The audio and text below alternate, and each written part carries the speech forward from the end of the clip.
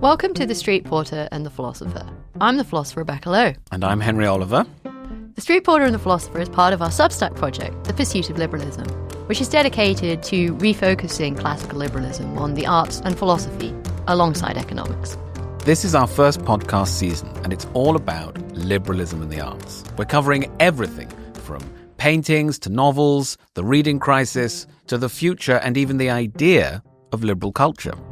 We've applied a division of labour, under which we each speak with some fantastic guests. We've got academics, writers, an editor, even a bureaucrat. And at the end, Rebecca and I are going to do a review episode. For a full transcript of this conversation, including helpful links to the references mentioned, you can click on the link in the show notes or description. And don't forget to visit pursuitofliberalism.com. On today's episode, I'm joined by Tyler Cowen. We're going to be talking about Benjamin Britten, about the War Requiem, which I think is one of the greatest musical works of all time. Tyler might not agree. And this is within the context of this season of our podcast on the arts and liberalism. So thanks very much for joining us. Happy to be here, Rebecca. Okay, so I'm aware that some of our listeners and viewers may not have experienced the War Requiem. One reason for this is it's pretty demanding to put on, both in terms of its scale, in terms of potentially appreciating it. It's a complicated work. It comes with quite a lot of baggage. But also, I mean, we're recording this in America and people in America just don't sufficiently appreciate Benjamin Britten. But it is playing soon in Erie, Pennsylvania in May 2026. So if Erie, Pennsylvania can put it on, that's pretty wondrous, right? Yeah, so our goal here then is to try to persuade everyone to go and attend this performance in Erie, Pennsylvania. So it's from 1962. It's about 80 minutes long. I find the most difficult thing about appreciating it is that you have two different choruses and a number of different soloists, and recordings obscure what's actually happening. So I found it very useful to watch an actual performance on YouTube. The music itself then made more sense to me. So the Corensis performance is the one that helped me the most on that. That's filmed very well.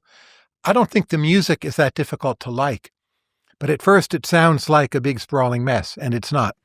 Yeah, so this is a good point. So it's sort of locationally designed in some sense. It was written to be performed at the consecration of the new Coventry Cathedral. The previous Coventry Cathedral, some of which still stands, was pretty devastatingly bombed during the Second World War.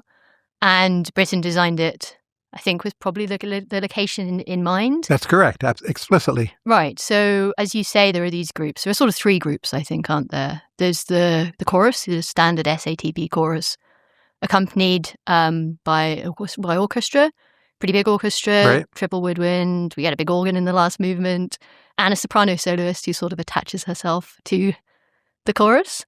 And then we get the second group, which are the baritone and the tenor soloists, and they're accompanied by a chamber orchestra, an orchestra of sort of the same size, almost exactly as some of Britten's chamber operas. So if you think of Albert Herring, Rape of Lucretia, that kind of size of orchestra. And then you get this boys' choir accompanied by organ. So you get these three sets of performers, and they are allocated different parts of the text. So the text itself is also grand. You get the Requiem text, or most of it, interpolated with these Wilfred Owen poems. Who was a great British poet of the earlier 20th century. That's right. So he's a war poet. He started writing poetry in his teenage years, we think, and then he got to know Siegfried Sassoon when he was, I think, convalescing in Edinburgh after having been shell-shocked at the front. It's also important, I think, to realize this is coming relatively late in Britten's career and life. It's a grand work. You can think of some of his other works as leading up to this.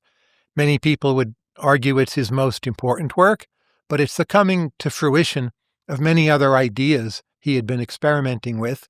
And it's a mature late period work and can be understood as such. I think that's a good way of putting it. I think if you also look at the kind of reception history of Britten, there was controversy which we should talk about in terms of him having been in America during the beginning of the Second World War. But then he comes back and incredibly successful with this first performance of Peter Grimes in, was it 1945, I think? This is sort of seen as Britten bursting onto the international stage. And then there are some works in the 50s which aren't quite so successful. So even Billy Budd had some bad reviews. Gloriana, Prince of the Pagodas.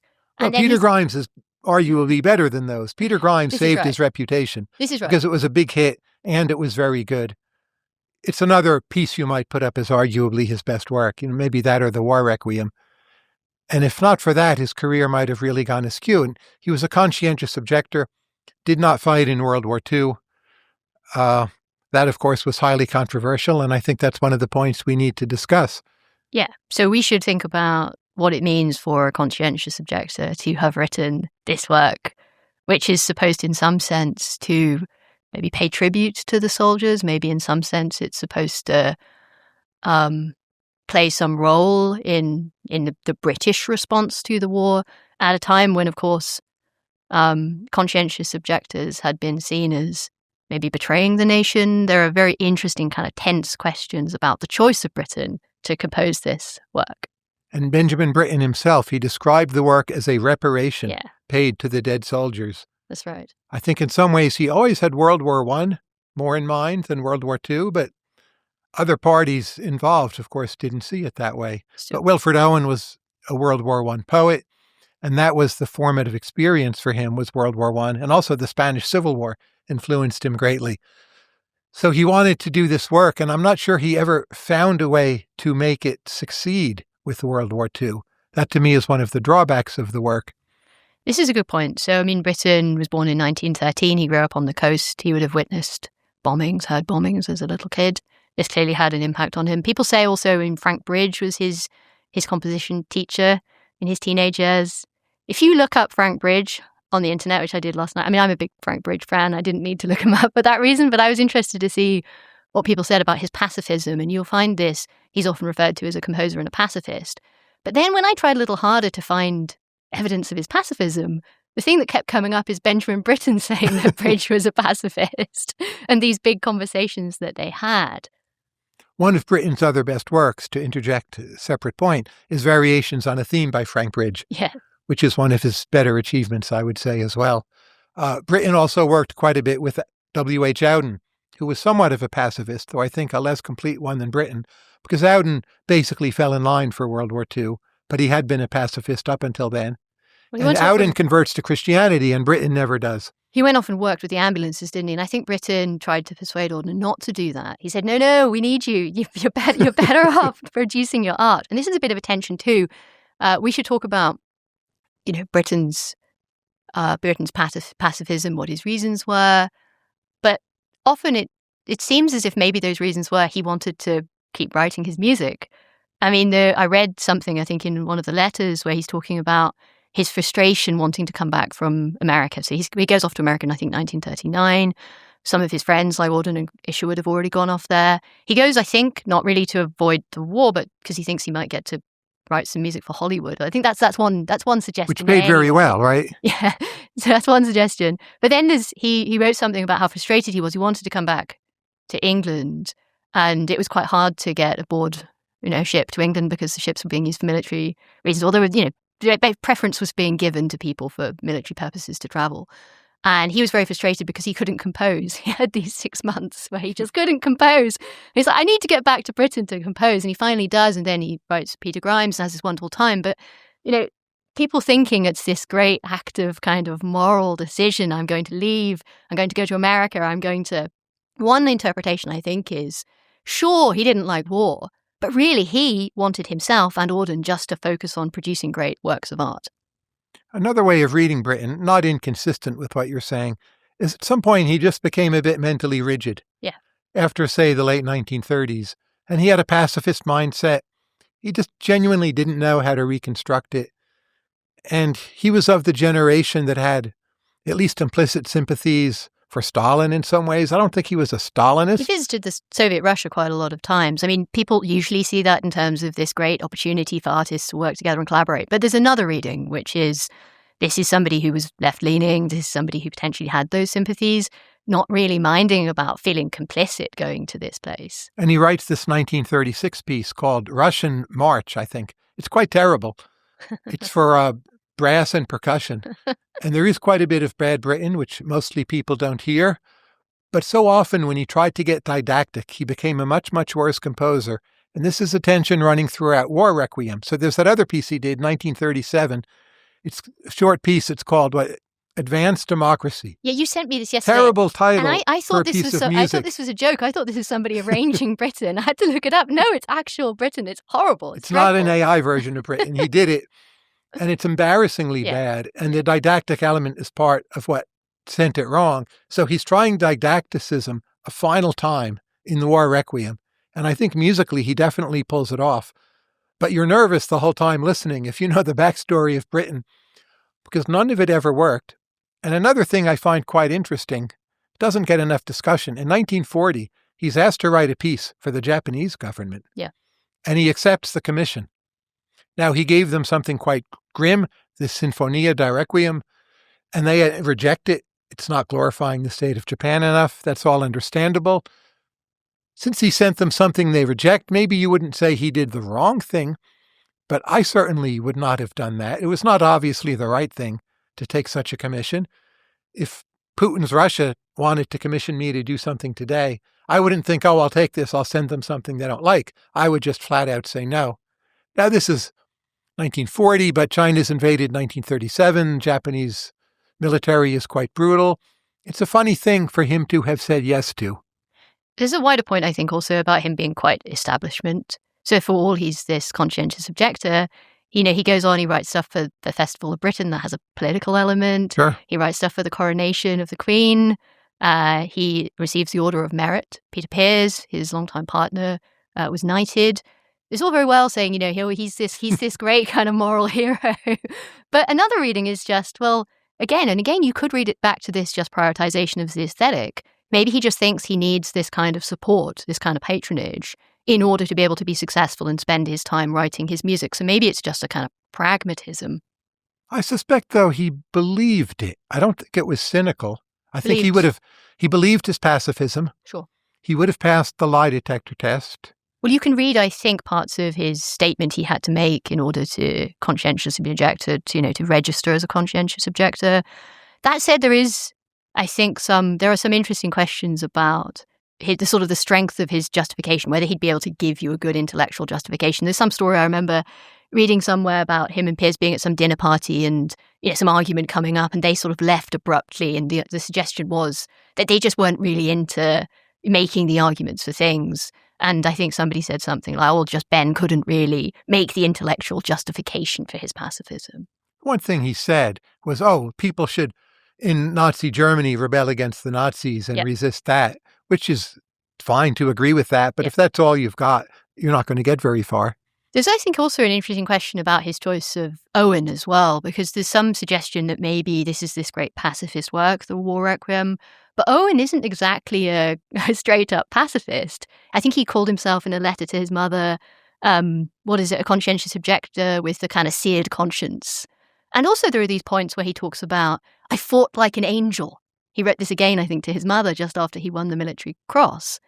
Yes, of course, he follows this general trajectory like the classic English war poets, British war poets, in which he goes from seeing the glory of war to being deeply disturbed. A lot of his frustration seemed to be with people not coming to help him, though. God not coming to help him, the British people not coming to help him. I think it's definitely not straightforward to say that Owen himself is a pacifist in any sense. It's interesting if you watch the Derek Jarman movie of the War Requiem, which I know you know. Yeah. That was a movie made in Britain where there's visuals accompanying a playing of the War Requiem by Britten conducting it himself. And Jarman makes the War Requiem only about World War I, all the imagery. And I suspect that's what Britten deep down really wanted, was something only about World War I. He couldn't bring himself to deny that World War II had happened. But I think that's what he had in his mind emotionally. This is the thing about World War I. World War I is probably easier just to deal with in terms of the complicated moral stance. If you're a pacifist, one of the hardest questions to address is, what do you do about the Nazis? Whereas World War I, this is about imperialism and trade and fighting for bits of the world. And since the actual outcome led to the Nazis, it's easy enough to say, well, the pacifists were correct. It might have gone badly in some other way, but it can't have been as bad as the Nazis and the Holocaust, right? Okay, so I think we've now come up with some implicit reasons why we might want to think of Britain and the War Requiem as liberal matters. I think we've talked about pacifism. I think there's some sense about tradition. and some sense about the establishment that we might want to address. But I think we should just talk a little more about the music and the War Requiem. We could also talk about the poems. What are your favorite parts? Like, what are the bits that somebody should go to and listen? The second, well, all of it. Every part is wonderful. That's why it's a great work. That's a cheating answer. But Dies Irae, the second part, is my favorite and the most dramatic and the most stirring. By far, I worry about the ending parts the most, and we'll get to why, but not for musical reasons, for aesthetic reasons. And here would be my critique of the War Requiem. Let me give it to you, see what your response is. Britten also was not a Christian. Yes. Yet in the War Requiem, it's quite obvious that it's a Christian work, and Christ is carrying the soldiers up to heaven. Do they all deserve to go to heaven? Well, it depends on your theology. But I worry when they're all supposed to be going to heaven. And since we know he didn't believe, in some fundamental sense, I feel War Requiem evolves into being a piece of entertainment for British people. And it's using myths that Britten doesn't accept. If he had been a flat-out Christian, the way many earlier composers were, he did a Christian work, I'd be quite happy with that, as I am, say, with Bach or, Mozart, many others. But it feels mannered to me aesthetically, and it has to end on there's sadness, but there's notes of glory throughout, and power and exaltation. And I don't feel it's a true critique of war. I'm back to thinking he did some very excellent musical and orchestral arrangements of entertainment for British people. That would be my critique, not entirely a negative critique, but that's how I think of the work. I think it's a good critique. I'd push back on a couple of things. First of all, I mean, he was sort of agnostic, wasn't he? I mean, he set Christian texts throughout his life. He set the sort of the parables. He set the canticles settings, Abraham and Isaac, which he reuses here. He does it in quite an educative way as well. It seems like he wants to teach children about Christianity. There's Neues Flüder there. Again, you can say it's good for its orchestration or its value lies in that. But again, I do think there is a kind of establishment Christianity, which is quite an English way of being religious, where it's not necessarily to do with actually believing anything. Sure. It's to do with. So I think that would be point one. I think point two is something like. But the telling everyone it will be fine for the soldiers eventually because they're carried up to heaven. Yes. That strikes me as a cheap way out for someone whose pacifism was under fire. Yeah. And whatever extent you might disagree with Britten, if his defense is to choose the cheap way out, the worthy dead get carried up to heaven when he himself does not believe that, then it seems to me it's going a level further than just, he set Christian texts in the past. Remember, though, he is interpolating secular texts here, so we have the own poems that cut through it. That said, of course, there's but those weaken over time, and the religious imagery becomes stronger. This is true. There's also vast precedent for that. I mean, if you look back to medieval and Renaissance settings of L'Homme Armé, if you think about, of course, the Brahms Deutsches Requiem, which is, it's using religious text, but it's not using the Requiem text. So again, there is tradition, there is already precedent for breaking up the religious Brahms text. In his Requiem, he's basically telling us death is good. He's siding with death. And that's a bold, controversial move, but it fits with the fact that he was not an orthodox believer at the time.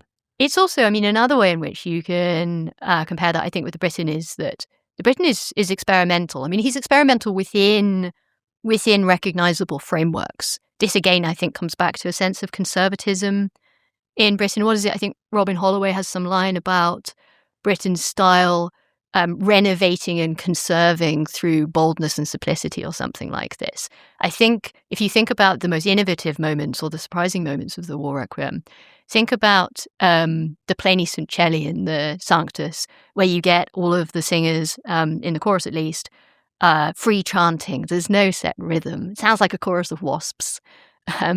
And this is just before this glorious kind of Monteverdi-like Hosanna, where you get this astonishing downbeat and then you get this trumpet fanfare. But you've gone from this crazy, crazy, crazy little moment of experimentation. But that's quite structured within a set, though, the same way as harmonically Britten pushes at the edges, but he's very much working within recognized tonal harmony, even when he interpolates like modern practices. I mean, you think of Turn of the Screw and it starts with this 12-tone scale, but then it's still very recognizable tonal harmony. So he never really pushes beyond the frameworks that we already know orally or religiously or in an establishment sense. Is that fair?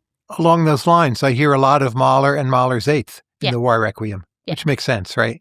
And the scale of the forces, the complexity. Sounds like a mess at first, but there are ways you can make sense of it by seeing it or watching it on YouTube. Yeah, of course, you mentioned the Dies Irae. I mean, to me, the greatest part, I think, of the War Requiem is the soprano Lacrimosa. So, I mean, this is very Mozart. It's like, I think it almost pretty much uses the string part from the introduction to the Mozart Lacrimosa from the Requiem. The soprano comes in with this, just this glorious singing, and then it again gets interpolated. You get the baritone coming in, and you get these moments. But this is like glorious Mozart. I mean, when I listen to it, I sometimes have to stop and just check and make sure I'm not listening to Mozart. And Britten was a wonderful conductor of Mozart, as we know. Of course. All right, that's on disc, the late symphonies. These are some of the best to this day. This is the other thing we should remember about Britten. I mean, he is a very, very skillful composer and also a skillful pianist and a skillful conductor. When he plays piano for Schubert's Winterreise and Peter Paris is singing, that's one of the all-time great recordings.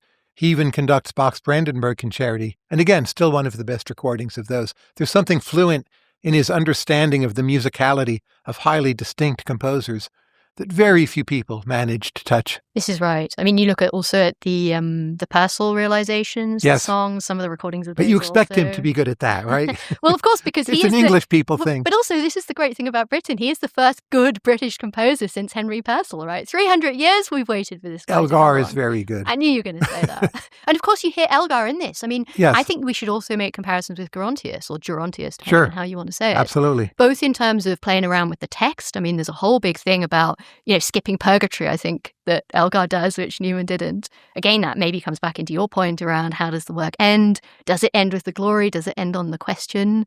And I actually do think, so one way I'd push against, I think your suggestion that it ends in the way you suggested is it ends also with the tritone again. We get the tritone coming through from the beginning in this opening the C F sharp. This is right. The Devil's Interval. What is it somebody said about the War Requiem? What is it that the devil stalks or something, stalks it with the tritone?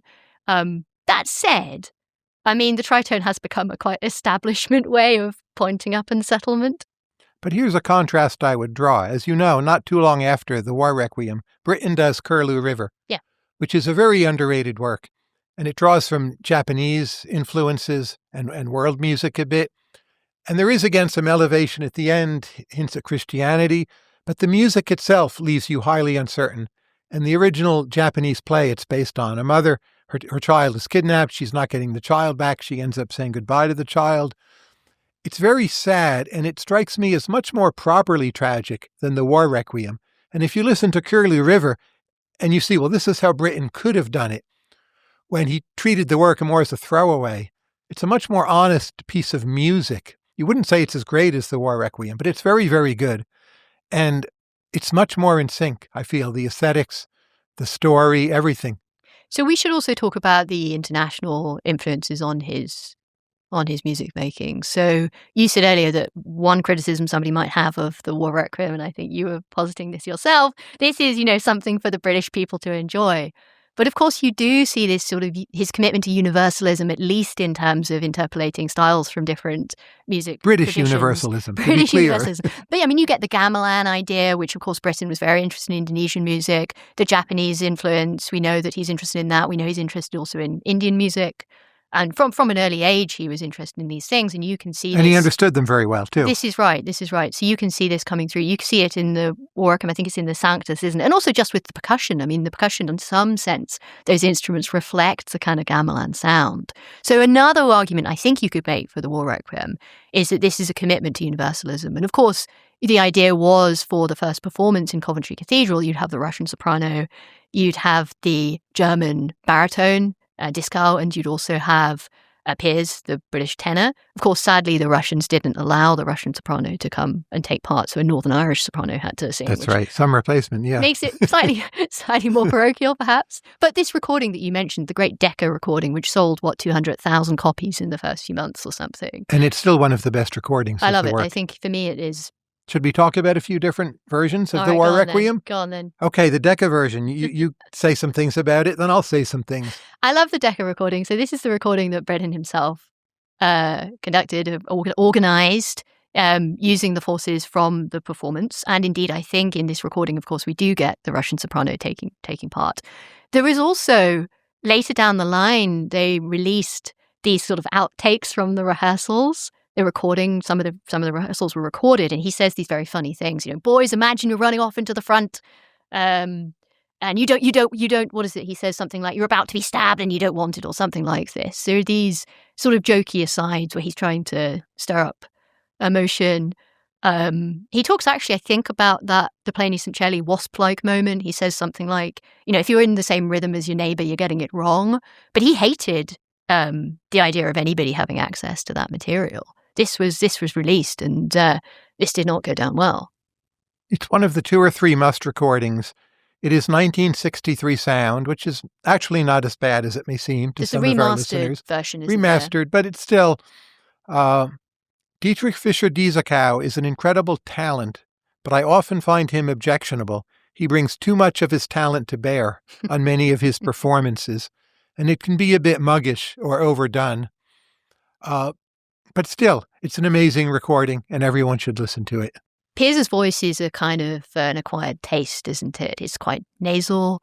Britten, but it matches Britten that's right, very Britten well, writes for him very particularly. Yes. There are so many, many wonderful Britten songs which were written for Piers to sing. And of course, one thing we should say is that as opposed to, you get the glorious big choral moments with the soprano soaring over the top, you get this writing like Verdi or Mozart.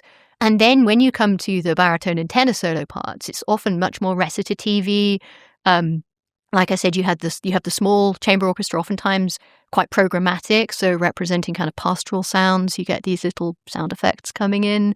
And these singers like Dietrich Fischer-Dieskau and Peter Piers, who are such wonderful song singers, they really bring, I think, this kind of personal element, this sense in which it's the words that matter. And Britten, of course, is the possibly the greatest ever setter of texts. He is the greatest ever setter of texts, I think. And that the voices... Did you just accept that? I second it. But that the voices are not just lovely, I think is exactly right for the piece. I think that is right. It feels... There's a haunting, ghost-like element oftentimes to Piers's voice. There's sometimes a quiet, harsh, edge, nasty kind of element to it. I think the best recording is the one from the early 90s by Richard Hickox. Yeah. And that is incredible sound, perfect clarity. All the voices are amazing. It's hard for me to imagine a much better take than that one. And that would be my number 1 choice. It's super clear. It's super beautiful. I mean... It's culturally resonant also. Yeah.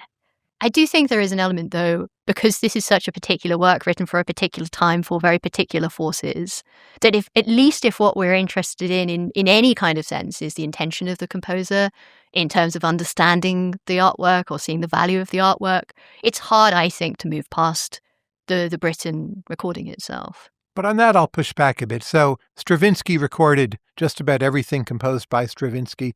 It's rarely the best version. I think even by his own account. What do you mean by best, though? You mean what, like technically accurate? In any way, best, most enjoyable. What would Stravinsky have thought is best? What would music critics think is best? They're not terrible, but on a scale of 1 to 10, they're like 6s. I think what I'm saying, though, that you might have this specific argument for the War Requiem, because the War Requiem, again, is designed for a particular location with particular forces in mind. But since it's somewhat of a phony piece, I'm not going to buy it all has to be genuine, because it was by construct not entirely genuine. And Rachmaninoff, he recorded, his piano concerti. Some of the better recordings of those pieces, they're very good, but no one quite thinks they're the best, and the sound is really not that good. So, no, there's nothing sacrosanct about what the composer thought it should be. I think I agree with that as a general point, although I'm very interested in this question about the relevance of the composer and the composer's intentions. I just think if you were going to make an argument for a particular artwork, for a particular piece of music, to listen to some particular performance of it, I think the Decca recording is the closest we get to the original performance in Coventry Cathedral. And I think this just gives us some extra reasons to listen to that. I also just think it's a wonderful recording too. There is a recording of the original performance in Coventry, which I've never heard. I couldn't find it online. You can buy it. People say it's not very good. I think just not enough rehearsal, or they hadn't figured out yet what the piece means. I assume just also recording in a non-recording studio. I mean, remember, one of the problems about this piece are the disparate forces. Right. So the idea is that the boys are further away, so you get this sense of distance. This just creates all kinds of coordination problems, not just in terms of getting together and balance, but even tuning as well. It's a very complicated thing to get right in terms of the audience hearing it well. And then if on top of that you want to also get it such that the audience listening to the recording hear it well, those two things can often be in tension. Now, the Kurensis version, which I believe is only on YouTube, I think is truly excellent. It's less authentic than the others, so he makes it deliberately a less British work and more like a piece of 20th century music, which would not be my first preference, but he does that very, very well. He's famous for insisting on a large number of rehearsals, so technically it's, for a live performance, very high quality. And because you can see it visually, it has this element that the others do not have, that you see where things are coming from. It's very well filmed. I think it's a wonderful compliment to the others, even though you're getting something less British. That would be the other one I would say everyone should sample. What's your main reason for saying less British? Well, first of all, he is not British. He doesn't try to do it as British music. Yep. He comes out of other musical traditions. There's the side story that he's often accused of accepting support from the Russian state and Putin. I'm not sure what's the actual reality there. That might be quite appropriate in terms of these questions we had yes. about Britain's own sympathies. Perhaps this actually adds to the authenticity. There's some meta statement he's making by doing the piece at all, but it just makes listening to him doing it a more complicated thing than some of the other people who've recorded it. But again, for the visuals, for technical expertise, for just a different sense of what the piece should be, I don't hear it as coming from Mahler and Elgar and Britten's other works. I hear it as something, in a way, more unique. And that's just a nice way to be shaken up about the piece. I like that. Now, I want to talk a little about this. Have you heard that? What do you think? I haven't. I should. You should, yeah. I do like your argument about the value of seeing it. One reason I watched the Jarman was in order to get some visual element, although, of course, you don't get the visual element. Not of the music. You get other very good visual elements. That's a wonderful cinematic version of the piece. I think some of the surrealism as well. You get the cows, that bit at the beginning in the opening poem about the cattle, and you see the cows walking around the sort of the first floor, the what Americans would call the second floor of this military building with the soldiers down below. It's hard to forget that image. But the Jarman movie, much as I like it, it does make the Britten work less universal. It makes it very British, very much of a particular time, about World War I. And in some ways, as I said before, that is the correct interpretation, but it belittles the piece as well. And you will come away from that movie, if that is all you know, thinking it is that one thing from a particular era and not quite seeing some of the other possibilities. I think the opening bit with the nurse pushing Laurence Olivier in the wheelchair, and he's trying to put the medals onto his jacket. And just that it's Laurence Olivier, come on. But it's very kind of mawkish. It feels kind of over sentimental. It's such a British kind of, it's like British people wearing the poppy. It does feel like it's playing into those cultural things. But let's talk a little about, so this season of Henry's My podcast, we're thinking about the relation between the arts and liberalism. So as I mentioned earlier, I think we've suggested some ways in which we might want to think of Britten as a liberal composer or the War Requiem as a liberal art. It seems to me the most obvious of these is the pacifism. But of course there is this classic objection to pacifism if you're a liberal, or at least there is this pretty strong argument that suggests that pacifism and liberalism are deeply in conflict, that it might even be incoherent to be a pacifist if you're a liberal. And this is... I agree with that claim, yes. Yeah, so at least to me, the strongest... I think there are various arguments. There are some weak points around things like kind of free-riding objections, not holding your part in the bargain. I think the strongest argument, though, that being a liberal pacifist is incoherent, says something like, look, if you're a liberal, then you buy at least into some point of like some kind of justification for the limited state. You think that it's not just within the state that you have the right to defend yourself, but also that you have some rights and obligations around collective protection, to the extent that if somebody comes and attacks you in the street, you can expect that other people should come and help you. You've got some kind of right to push back against that person. You might even expect that they'd be punished. There are laws about this stuff, and these laws are enforced. But then all of a sudden, as soon as a whole load of people from some other nation come and attack you, well, you're not allowed to respond. And you're not allowed to kind of preemptively push them away.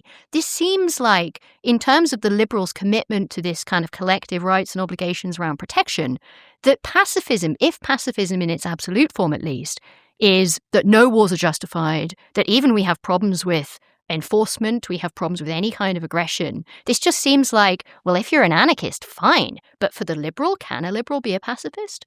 I often make an argument like that to Bryan Caplan. I don't think he ever has a very good response, but I think the problems run even deeper than that.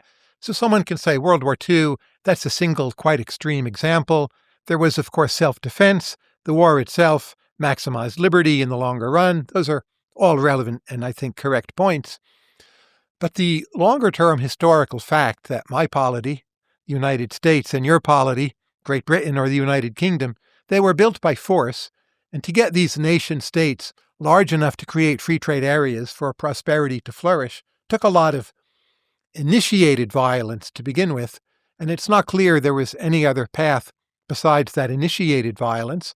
You can easily imagine an alternate history of the U.S., where it's still something only a bit bigger than the 13 colonies, and France and Spain or maybe other powers have the rest, and they're like very strange parts, a bit more like Latin America.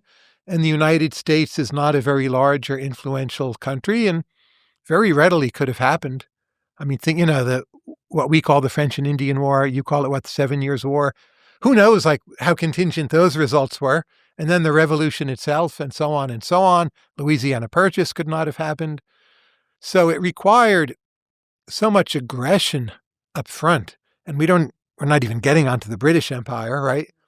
So I think that's a bigger problem than simply World War II, but it's the same problem. So that's right. So we have several things here. We have one, which is a point around, well, look, you can't really have the liberal state without some aggression. So that already means you're committing in some sense to aggression being justifiable. Then you have this sense about the persistence of the liberal state and some of the obligations that arise from being a member of the liberal state. Nonetheless, you want to say that, liberals are supposed to be opposed to aggression. At least we're supposed to think, I've come myself, at least, I think, to thinking that violence is only justified in defense. The problem is going to come, though. You don't want me to be in charge of the army because, I'm just going to be sitting there basically making you take the hits and then being like, well, I guess maybe we can try and help you. There's going to be the no army planning. Maybe you can have, but the Air Force, we need someone else in charge. There's going to be no planning, though. We hear these guys might do this thing. Rebecca's there sitting. No. Well, we just have to wait for them to actually be up in our faces with their bayonets. I'm going to be very, very limited in terms of my value of actually fulfilling my seeming like obligation to protect the other people. But maybe there's some deeper unity here in a funny way. So art, so much of it is based on a kind of illusion or trick. And that's true of the War Requiem. Well, does he believe in Jesus? Is he really a pacifist? Yep. Should the music at these different parts sound so glorious? And ultimately, as listeners or even critics, we're okay with being tricked in different ways. Any Mozart opera is full of tricks and indeed celebrates them. That's entertaining. And liberalism itself has some tricks. And some of the tricks relate to coercion, and they're unpleasant and they're nasty. But in each realm, you need to come to terms with the tricks and be maybe more Hegelian. So maybe Hegel is in some ways closer to the true liberal than many British people I know wish to let on. I still think it's going to be hard to make this cohere with a commitment to pacifism, at least in the sense of I'm absolute not a pacifist. pacifism. It's but not going to work with pacifism. Right, this is right. So therefore, I think this means that Britain's pacifism, whatever it is, can't really be the thing that we hinge a case upon for this being a liberal work. I agree with that. I also think there's this interesting question about whether music can comment or can represent something like some abstract notion like pacifism. You get these kind of programmatic moments we talked about. For instance, you get the military drum, you get the snare, you get the bugle, you get the use of words. And as we already said, Britain is this astonishing setter of words. If anybody achieved the Gesamtkunstwerk, then surely it is Britain. And I think there's a sense in which maybe this brings us onto a second way in which we might think of Britain as being liberal. He's very accessible. He has a certain accessibility to his music by foregrounding the words, not in such a way that the music plays a second role. But if you go to hear a Britain opera, I sometimes say to people who say, oh, no, I've never been to an opera, what should I go see? Some people want to say go see Mozart or Puccini. I mean, I love Mozart. Puccini's okay. I say go listen to Britten because you're going to get what's going on. The story is going to be there and exciting. The music is playing this astonishing role in enhancing the story. I think it's accessible. I would not send them to Britten. I would send them to Rossini's Barber of Seville or Mozart's Figaro. I love Figaro, but no way. Both in Italian, but the first listen, it's better when people don't follow the words too much. They're just going to be listening. You might as well just give them a recording of some of a symphony or of a song cycle to get into opera. Yes, I agree with that. Give them the song cycle instead. But Britten is not hummable. It's not memorable tunes. There's no Penny Lane in Benjamin Britten. So it's not where you want to send someone. Someone could come away and say, well, that sounded intriguing, but where were the melodies? It wouldn't quite be right. But you couldn't laugh at such a person, could you? I think that's too reductive a way of seeing A, the value of opera, and B, of getting someone into opera. I think opera is a spectacle. I think it's something you need to attend. I think it is. I agree. Carmen is another good place to start. Not one of my favorite operas, but a great place to start. I think at least one thing I would say is if you had a friend who liked going to the theatre but didn't go to opera, then particularly in that case, I would send them to Britten. Because Britten to me is the closest to going to see a play when you go to the opera. But that's one of my objections to it. Yeah, of course it is. So we get this accessibility. We already talked a little, though, about his establishment commitments. There's also a sense in which I think you can see Britten as being elitist. So you get the establishment stuff. You also get, he's a middle-class boy who went to a public school. His dad's a dentist, but he's also quite pretentious from the sounds of it in terms of, he calls himself a dental surgeon. I think this is the idea. Conscientious objection itself was seen as being quite an elitist thing. I read an article last night suggesting that, of course, there are ways in which this might just be quite bad counting, the idea that it's just middle-class people who are conscientiously objecting, not least that the reserve occupations were mostly filled by their industrial jobs for working-class people, so there may be some bad counting going on. Nonetheless, there is certainly this suggestion, particularly at the time when Britten is writing this, that conscientious objection was a kind of middle-class elitist kind of thing to do. That's my impression from what I know of the history. It was a very intellectual thing to do. And you had to even know that such a thing was possible. That's right. So I think there's a tension there between, we might say Britten's accessible on some level, but we also might say he's this product of this elite education. He went to the Royal College of Music. He studied with these great people. He studied with Arthur Benjamin. He studied with Frank Bridge, as we talked about. He's just this astonishingly skilled composer who also is able throughout his life to organize things such that he spends his time composing. English classical music, it's so tied to the elite, much more than the Germanic traditions. So Byrd is in the court, of course. Right. Elgar, so much of it. It's only, maybe Haydn and Handel, who are not English, who are coming and doing something just flat out commercial and not that elitist. It's very interesting. I read this interview, I think it was with him in the New York Times from the 60s, or I forget when it's from. And he's talking a little about his frustrations that he says, back in Mozart's time, the composer was kind of serving the audience. And then you got Beethoven coming along, and Beethoven's so self-important, and he thinks he's this voice of God. And what I really want to do, this is Britten, I want to serve the audience. But I think there's a great tension there, which is if you're not serving God as a composer, oftentimes you have been serving a particular patron. Oftentimes that patron has either been a rich person, maybe it's been a noble person. So it's a sort of nice idea, but again, we see this tension between wanting to maybe serve the people, but it's quite a noblesse oblige idea. That's the kind of thing someone who's got the Order of Merit would say, isn't it? I'm a composer who serves the people. Here's a striking anecdotal fact. Everyone who's ever recommended the music of Britten to me or a particular piece by Britten is someone who has sung choral music or done more than that, which no one else recommends Britten. That means it's sophisticated, but it's a sign it's not that accessible, that you need to be singing it or playing it in other ways, conducting it, otherwise interacting with it. And otherwise, the melodies aren't quite there. This is an interesting point. I mean, for me, the greatest Britten works are the songs. Of course. So, I agree with that as someone who has not performed any of it or sung any of it. Yeah, I mean, I think, and again, you could argue that some of this, at least, is he's writing for peers, isn't he? And some of the most beautiful songs, I think my favourite Britten song is Not Even Summer Yet, which is the setting of these words by his friend Peter Burrow, who had just died. You're right. It's hard. I mean, I could, if you really wanted, I could hum the whole of the melody, but nobody's going to then remember those little bits because it is something that works as a whole. It's something, He uses quite angular melodies. And try visiting the string quartets. I don't even like them. Yeah. So many other composers, it's among their great works. Yep. Or for Mozart, the string quintets. It's a chance to show off what you can do as a composer. Or as the two cello sonatas. I don't think they're that good. He's sometimes criticized for being only good with words. I think that's unfair. I mean, if you listen to some of the orchestral writing in the operas, for instance, I mean, think of the sea interludes, which of course are also performed. Which are excellent, in their own right? Right. There. I mean, some they're of his just, best. I mean, it's just such astonishing writing, isn't it? But it's in a setting with words and moods. And when he's simply on his own, writing abstract, you could call chamber music, I don't think it's that impressive. Yeah. I quite like some of the little early piano pieces, some of the Juvenilia. I don't like them. But no, I think what's his best piano music? I like those little early, what are the 5 waltzes? I don't know, maybe I played them when I was a kid. His best piano writing is when there's also voice, and then it's wonderful again. I love those Bessel realizations. Maybe there's another point we could make. But the Blake songs or Winter Words or Michelangelo, all of that's incredible, and there's much more. It is astonishing. Another point on the accessibility, you might want to say something like, he's quite a localist composer, so he isn't just composing in London and performing in London. Of course, he sets up the Aldeburgh Festival.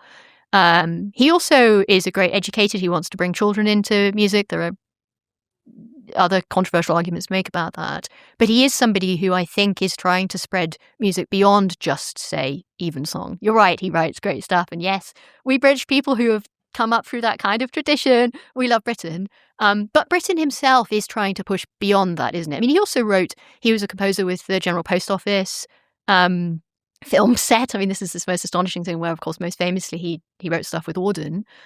He wrote film music. I mean, the folk song stuff. So again, it's a kind of establishment British tradition thing. But he is trying, at least, isn't he, to get beyond just the nave of the cathedral. There's an important comparison with non-British composers. So if you look at other, what you might call anti-war works, take Schoenberg's Survivor from Warsaw. It's not a better piece of music than the War Requiem, but it's very harrowing, essentially atonal. It makes sense as an anti-war, you could say anti-Holocaust work. It sounds like that. There's no resolution. There's no Christ at the end, and so on and so on. And the other one I have in mind is Zimmermann, the German opera Die Soldaten, the soldiers, which is also anti-militarist in a way that War Requiem is not. And that's another atonal work. And nothing charming happens. There are no moments of glory, no Christ. And that is a much better anti-war opera than anything Britain could have done. So it's War Requiem. It's written from the point of view of the winners. It's a very important point. And it's trying to present itself as a universal take on war. But no, it's the winners. You listen to what the losers did. It's like, this is real anti-war or anti-militarist music. There are even those, I think it's in the big end bit of the Dies Irae, it almost feels kind of vaudevillian also. It always feels a bit silly, some of these offbeat strings. It's kind of this grand glory, and it feels, certainly, although of course you could say in contrast to the pared down Owen poems. But I think actually on your point around, I agree about both of those. I think a closer to home example is probably Child of Our Time by Michael Tippett. And of course, Tippett himself paid more costs as a conscientious objector. He was thrown into Wormwood Scrubs, into jail. This is another work where you get a religious text broken up by secular writing. You get the African-American spirituals cutting through. It's glorious, glorious writing. And that's very, very, very beautiful, very, very tonally, very, very diatonic, against some of the much more atonal moments as well, which I think is more hard-hitting. And that was written in response partly to Kristallnacht, I think. And that's a wonderful work. It is a wonderful work, isn't it? And that it's African-American spirituals seems like a better match to the mood than anything Britain did. I wouldn't say it's a greater work, but some parts of it succeed. I think that's a more glorious, readily. If you think of the opening of Deep River, for instance, is that, I think that's the first one, isn't it? I've conducted them many times, but it's a long time ago. It's so peaceful. It's so glorious. You get that descending bass line. There's a peace to it, which I don't think you ever get in the War Requiem. There's this unsettling nature of the tritone throughout, whereas some of the peaceful moments, and by you get this joyful, but again, peace, it's light, isn't it? There are these moments of light. And I'm not sure we really fully see that in the War Requiem. Okay, so There's American anti-war music, right? Yes. So Country Joe and the Fish, Fixing to Die Rag. Wonderful song. It was as a hit of some kind. It's mostly sardonic in mood. It never switches out of the sardonic. And there's a feeling of chaos and bitterness. And in terms of mood, that works very well. And the mood and music are pretty successfully integrated. So coming back to this point about whether music can represent things, there may be some sense in which pacifism can be represented by mood, can be represented through peacefulness, can be represented through, maybe in Britain's sense, through unsettling harmonies. So here's a third sense in which we might think of Britain and his music as liberal. We've already dealt with the pacifism thing. We've kind of put that off the table a little bit. We dealt with the, is he experimental or is he establishment? Where does he lie within that? Is he accessible? That may be another count. I think the third thing and the final thing we should think about is, of course, he was oppressed. I mean, he was oppressed as a conscientious objector. And as a gay man at a time when that was far from acceptable. This is right. So he had a marriage, a non-legal marriage. He referred to this, I think Piers and he referred to their relationship as a marriage since the 1940s. They were together for almost 40 years.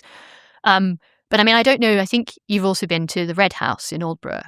Is that right? Yes. Right. So you probably went to the Britten Piers Library there. And if you go, sometimes they'll sort of show you around and show you some stuff. When I went a couple of years back, they showed me some of the accounts, the household accounts. And one of the interesting things about the accounts, of course, is how very careful both Britten and Piers are to not give the suggestion that they're living together, that they own stuff. They never owned property together in terms of houses. They owned separate houses. This is terribly sad stuff about them sort of reimbursing each other for staying at each other's houses when, to all intents and purposes, they were married. So you get this sense in which, because of course it's illegal in Britain until 1967, the Sexual Offences Act, and even then it's just decriminalised private acts between men up to the age of 21. There are actually more limits put on acts outside of private situations, my understanding anyway. So, and then Britain, just dies a few years after this. So for all of his life, he's having to deal with this wonderful relationship he's in, this sense of clear happiness and stability and artistic expression he gets from this relationship. But he can't, he's a public figure, but he has to be very, very, very careful about that. So he's oppressed. Martha Nussbaum praised that as a marriage where neither figure had to sacrifice his career for the other. She found that especially thrilling and positive. And I have a nomination for the truly pacifist opera, and I want to see if you agree. Philip Glass, Satyagraha. Oh, yeah, 100%. Which is about Gandhi. Yep. So the theme is pacifistic, but the music matches very, very well. The music is glorious. I've never had a happier 5 hours in which I thought, oh my goodness, I'm going to have to sit for 5 hours. I've absolutely loved it. I went to the ENO production maybe 20 years ago. It's astonishing, yes. I had the good luck to hear it with Philip Glass. You're joking. I was in row 2, and I looked ahead of me. Does that count as with?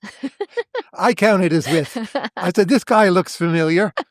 And it turned out it was him. And of course, you know that Britain was first thinking of writing a requiem for Gandhi, and then that became the war requiem, supposedly. Yes. So that's what I think. Do you think it would have been a better piece if it had been a requiem for Gandhi? I think, no, he had to stick with entertaining British people because that's what he was very good at. Entertaining British people who sang choral works. He was the best in the world ever. And that's what he delivered in this case. So you're really undercutting this universalist aim that he had through this.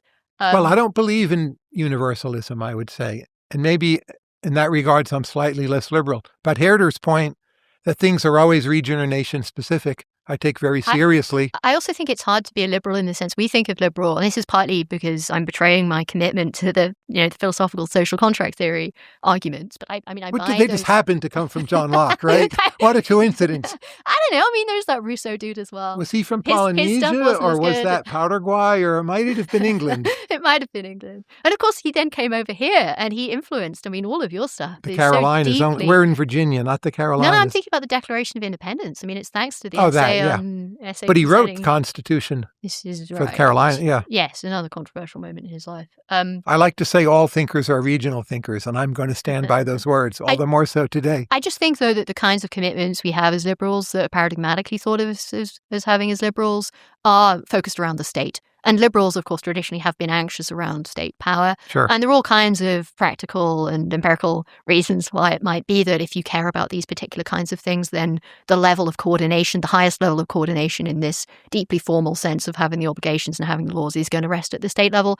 I buy that for mostly philosophical reasons, but they, of course, depend upon premises with empirical facts. Yes. But even we philosophers we outsource some of that to you economists, some of it to the scientists. But even using the word empirical, Yeah. marks one as fairly Anglo, right? That's very funny. That's very funny. So just going back, though, finally to this point around whether Britain's status as an oppressed person could make him liberal. I mean, you probably want to say that seems terribly passive, doesn't it?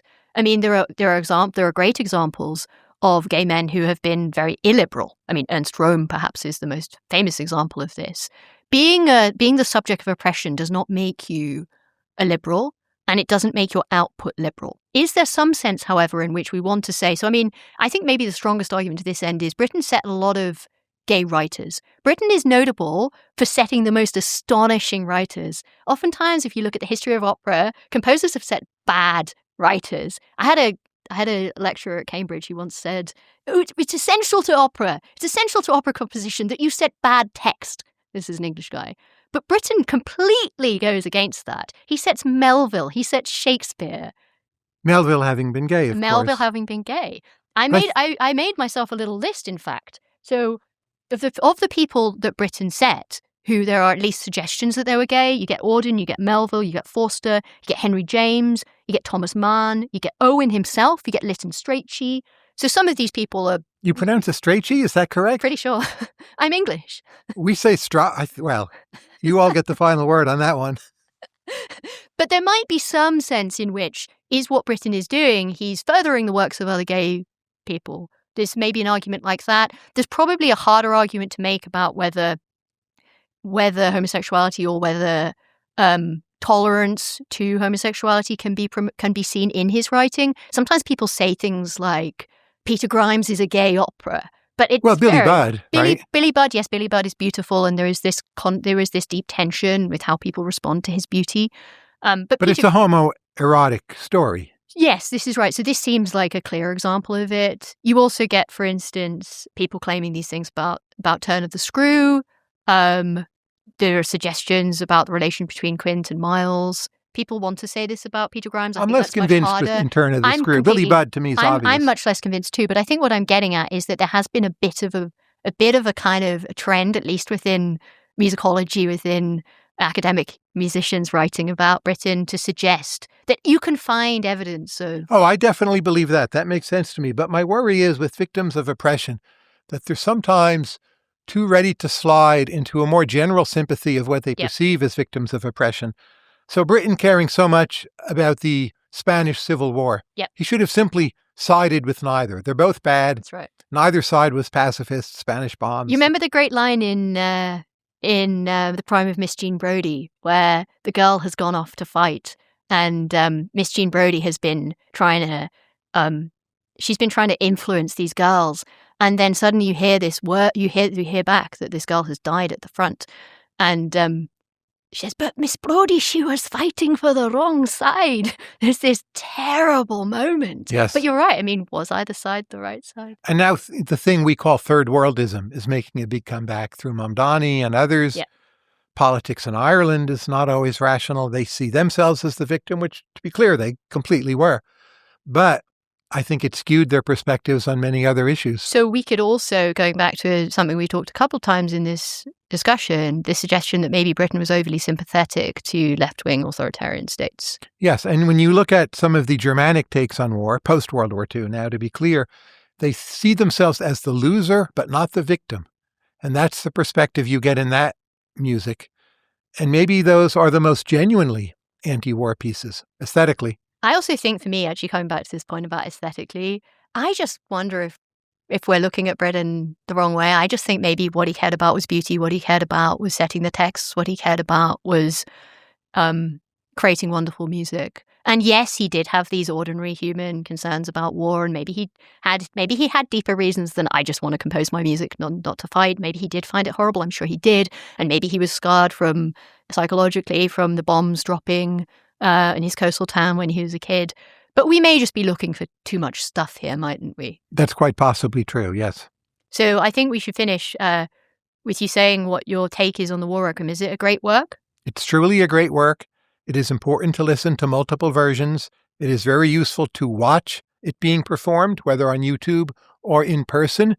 And it is a work you can go back to many, many times, and each time it gets better. And that, to me, is a true mark of something interesting. So to that end, everybody should head down to Erie, Pennsylvania. Or YouTube, or however you stream music. I still use compact discs. I have this view that you can't fully know opera unless you experience it. I agree, but it's often not possible, and then you do the best you can. Knowledge through acquaintance, Bertrand Russell type argument. So Tyler, thanks so much for joining me. Thanks for putting up with me talking about Benjamin Britten. Thank you for talking about Benjamin Britten. This has been great. Thank you, Rebecca. To find more episodes of The Street Porter and the Philosopher, and the full transcript for this episode, check out our joint Substack, The Pursuit of Liberalism. If you want to know more about each of our work, I've got a Substack and a podcast called The Common Reader, and Rebecca's got a Substack called The Ends Don't Justify the Means, and a podcast, Working Definition. If you enjoy this podcast, please subscribe to our YouTube channel, @Street Porter Philosopher. Or you can find us on Apple Podcasts, Spotify, or whatever your favourite podcast app is.